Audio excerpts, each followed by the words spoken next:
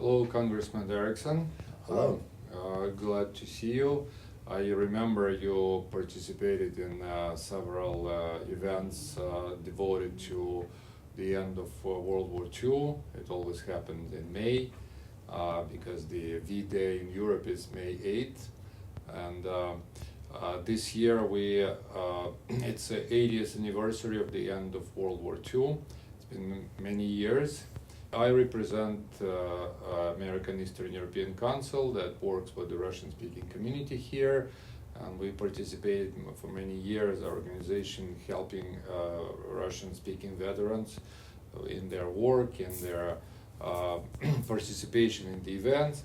And today, probably we had about several thousand of them here, and now only a handful are still alive.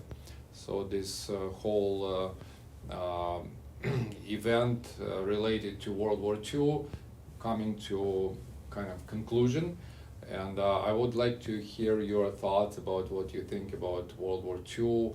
How do you are like a third generation of people who lived at that time. What do you think about this event? Well, World War II was a significant moment in the world's history, especially when you look at the United States. It wasn't only just a mass conglomeration of cultures and communities coming together to fight against what we view as pure evil, but it was also cultures blending together in different ways. America was coming out of a depression, and the world was really in an isolationist period with how we were viewing the wars, and then we were abruptly put into the war after the attack on Pearl Harbor in World War II. Many of our grandparents, our family members, especially in my family, fought in World War II. It was a moment that they were called to civil service and action, and ultimately giving their lives potentially for their own country. And so it really shaped, I think, what the American ethos is of fighting for one's nation at that time.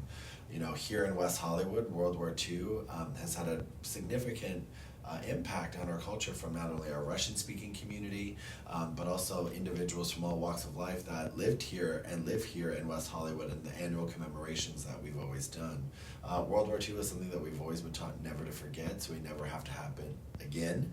And, you know, fighting to make sure that, you know, we have still democracy and peace in this world. And so World War II is that thing that we should always remember and look to, because we should never want to be going back to another war. Do you happen to see any similarity in the situation where we remember that President Roosevelt did not want the United States to participate in the World War II until Pearl Harbor happened? And here is the war in Ukraine, and the United States is assisting Ukraine with the weaponry and intelligence, financial support. And when the last visit of Ukrainian president to the White House, the Ukrainian president warned that if you stop assisting us, so although you have this big nice ocean, something can happen here as well. And the US president categorically denied it. So my question again, do you see any similarity with the events of 85 years ago when the US president didn't want to do it, but the situation forced this country to participate? Yeah, well, fighting for democracy is always worth it. You know, no one should ever want to enter into a war and other areas of the world without justification. But what we've seen with the aggression of Russia over the past decade and several years specifically is unchecked power going into other territories, sovereign countries, and trying to take away their right to exist. It's exactly what happened in Crimea years ago. It's happening in Ukraine right now, and will probably continue to happen in Ukraine. And we need to have not only the United States of America, but also other European allies making sure that that doesn't happen. Because remember, this is like a domino effect. If it happens in one country, it can happen elsewhere. Russia, in my opinion, wants to form a new USSR and take back territories that were, you know, freed and liberated in different ways. I think if we're not paying attention to the eradication of democracy and liberties, the pursuit of happiness and justice throughout the world, here from an American landscape, that ocean gets real small.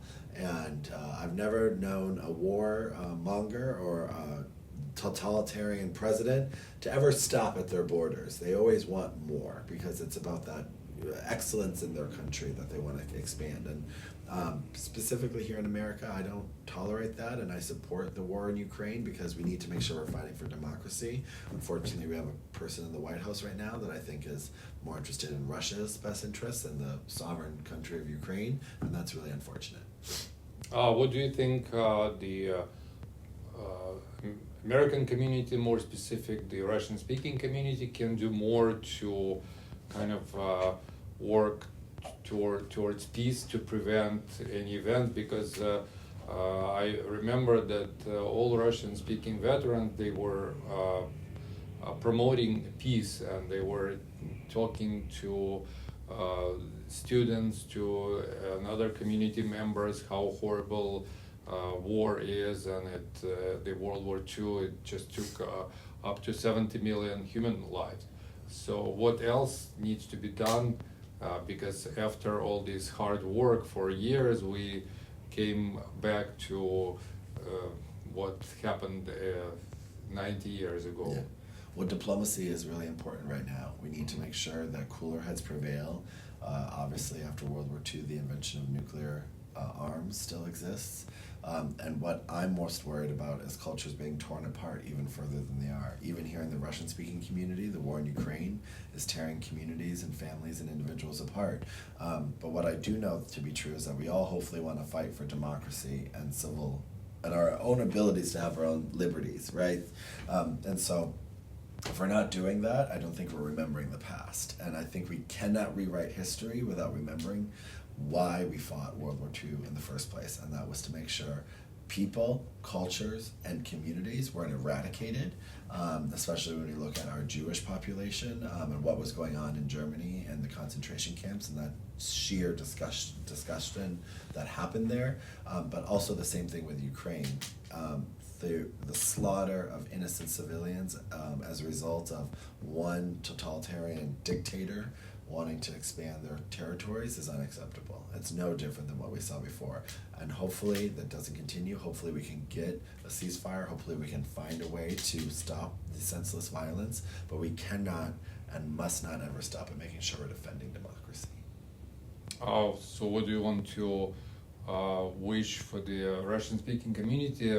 City of West Hollywood is one of the best places in the United States with regards to relationship with the Russian-speaking community. They feel themselves home here, and I remember that for years the city always paid attention and special attention to Russian speakers and veterans and other members.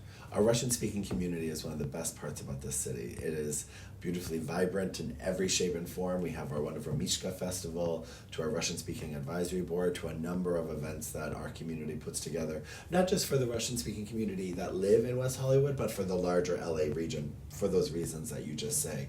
So it's not only important we remember our history, celebrate our future, and come together in the present to do all that we can to make sure that we're honoring the legacies of everyone that fought in wars, but also uplifts the culture that existed after. Thank you so much. I appreciate your time. I wish that all your good ideas and wishes about the peace in the world will come true, and everybody will be happy. Yeah, we can only hope, right? Okay. But thank you.